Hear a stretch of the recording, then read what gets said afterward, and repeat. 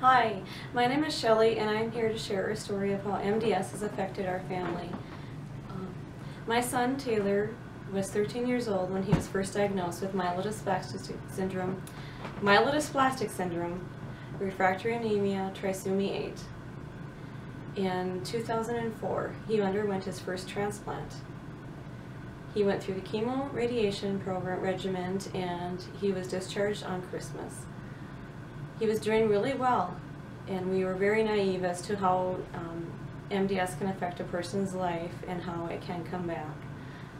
5 years after his first transplant, he relapsed after he had just graduated high school and had started college.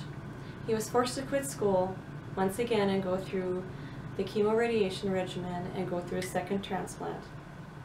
Each time we could not find an adult donor, so he had the umbilical cord blood.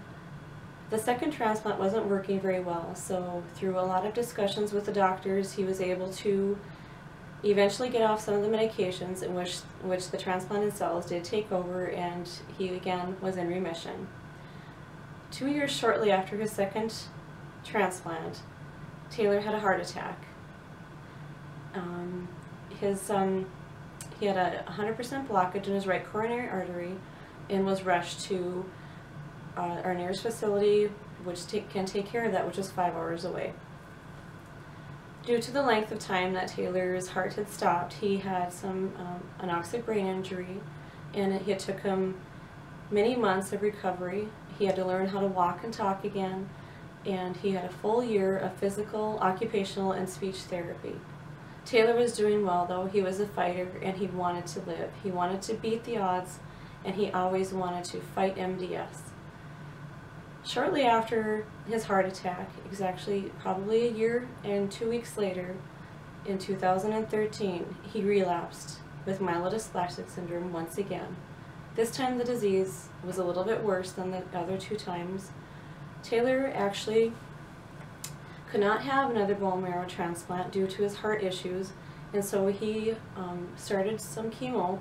He went through 3 different types of chemo to try to cure this disease or try to lengthen his life. In 2013, December of 2013, I have my dates wrong. Taylor he relapsed in 2012 with MDS for the 3rd time.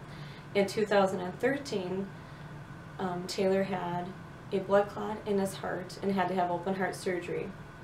He stopped his chemo and was recovering from the open heart surgery, and he had a stroke. He was doing really well after the stroke, and then he waited a few weeks and was able to start a chemo drug called Revlimid. He was on Revlimid for many months, and over the course of the last year, he had several strokes. He had 5 recorded strokes altogether. He had 70+ blood transfusions, over 20 bone marrow biopsies, and finally Taylor's life ended October 26, 2014. One of the last things that he ever told me was that he did not want MDS to win, and that is why I'm sharing our story. Taylor was a fighter, and he wants people to know how important it is to have research for MDS, and we need to find a cure. When Taylor was first diagnosed, he was only 13 years old, and we thought that he was one of the youngest kids ever to be diagnosed with myelodysplastic syndrome.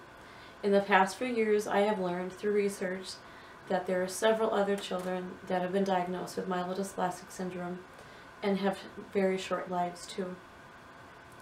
This disease can be cured. I know we can cure it. And through sharing our stories and through all the knowledge that is out there, I hope and pray that we can find a cure for this disease. Research is very, very important, and I hope you all agree with me on this subject. Thank you for your time, and God bless.